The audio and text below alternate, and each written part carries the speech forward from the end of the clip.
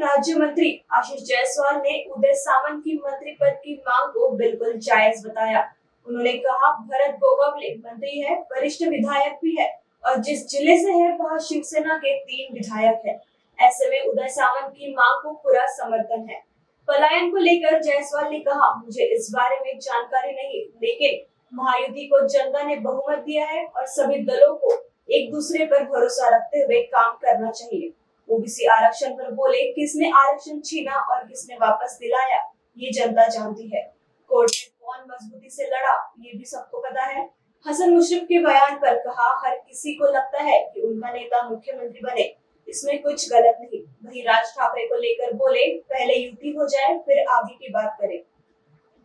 उदय सामंत जी यांची मागणी योग्य आहे। श्री भरत गोगावले अतिशय सिनियर आमदार आहे, ते मंत्री आहे, त्या जिल्ह्यात शिवसेनेचे 3 आमदार आहे।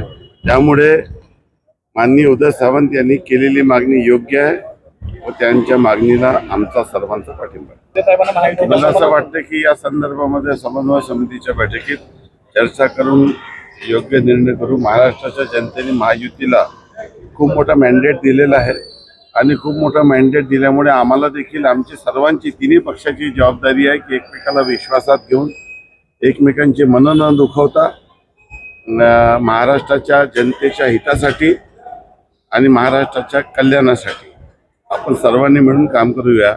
एकमेकांची मन दुखील अशी कुठली कृती कुठल्याही पक्षाने करू नये असं माझं एक कार्यकर्ता म्हणून मत आहे। तिथं आपल्या सर्वांना कल्पना आहे की ओबीसी मंत्रालय केव्हा स्थापन झालं आणि ओबीसीचं आरक्षण कोणी घालवलं आणि ओबीसीचं आरक्षण कोणी मिळवून दिलं आणि योग्य बाजू न्यायालयात कोणी मांडली, त्यामुळे ओबीसीला न्याय मिळाला हे महाराष्ट्राच्या जनतेला आता कळून चुकलेलं आहे।